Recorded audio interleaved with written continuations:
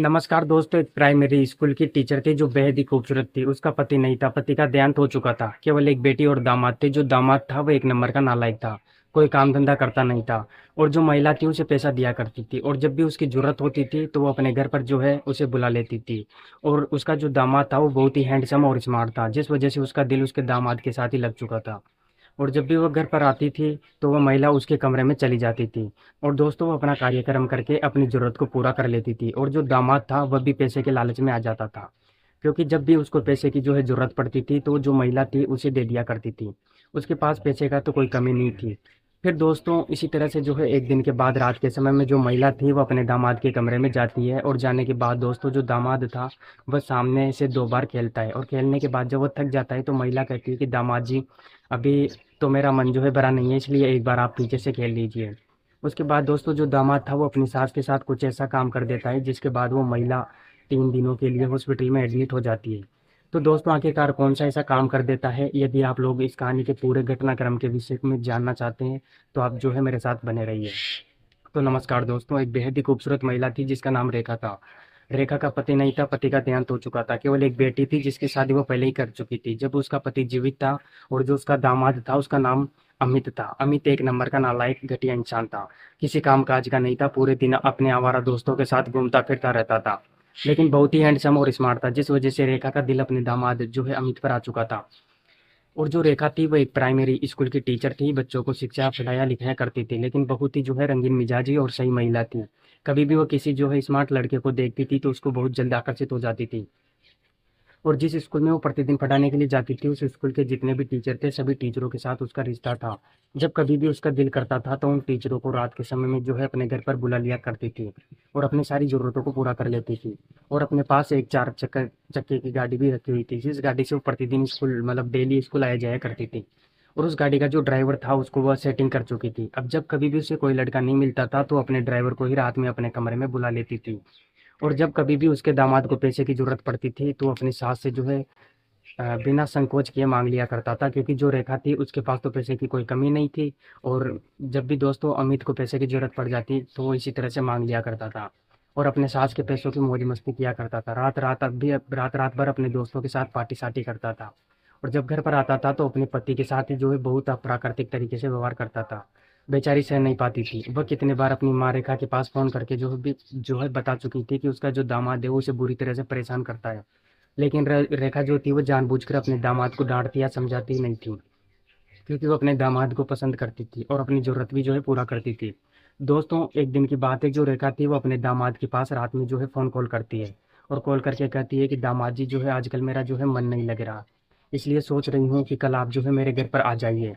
यदि आप घर पर रहिएगा तो मेरा दिल लगता रहेगा। उसके बाद दोस्तों जो अ, अमित था वो अपनी सासू माँ के इस मन की बात को समझ गया था कि जो उसकी सासू माँ है वो किस लिए बुला रही है।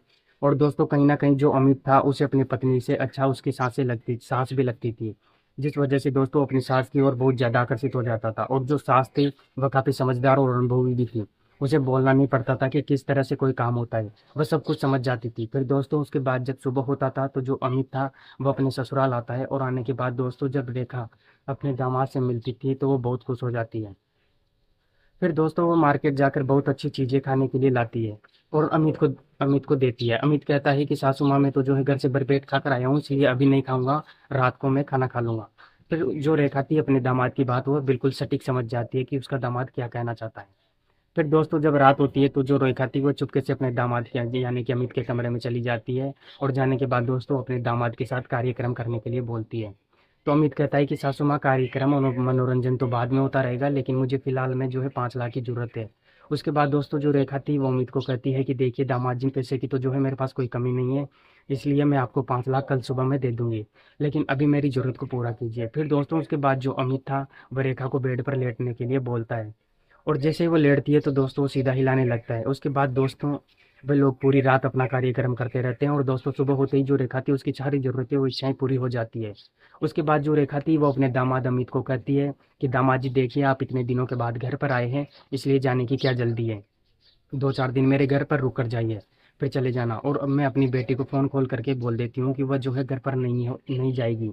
मेरे घर पर ही मेरे साथ रहेंगे। उसके बाद दोस्तों जो अमित था वो अपनी जो है सास की बात मान जाता है। फिर दोस्तों एक रात जब रेखा अपने दामाद अमित को अपने कमरे में कार्यक्रम करने के लिए बुलाती है, अपने दामाद से कहती है कि दामाद जी आज मेरा मन बहुत ही रूठा सा लग रहा है, इसलिए आप जो है आप सामने मेरे से 2 राउंड मार दीजिए। उसके बाद दोस्तों जो अमित था वो अपनी सास के जाने के मुताबिक खेलता है। उसके बाद दोस्तों जब अमित थक जाता है तो उसके बाद जो रेखा थी वो अपने दामाद अमित से कहने लगती है कि दामाद जी आप तो आज बहुत जल्द थक गए, लगता है कमज़ोर हो चुके हो। ठीक है, सुबह मैं आपके लिए पिस्ता बादाम का काजू मंगा दूंगी, लेकिन अभी मेरा मन जो है भरा नहीं है, इसलिए मैं सोच रही हूँ कि आप 2 बार पीछे से खेल लीजिए।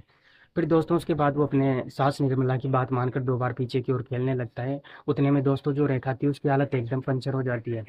तो अमित काफ़ी घबरा जाता है। उसके बाद जो रेखा थी वो किसी तरह से जो है अपने आप को सँभालते हुए अमित से कहती है कि आप जो है डॉक्टर के पास फ़ोन कॉल कीजिए और उसे तुरंत बुलाइए। उसके बाद दोस्तों जो अमित था वो लोकल के एक परिचित डॉक्टर को जो है बुलाता है।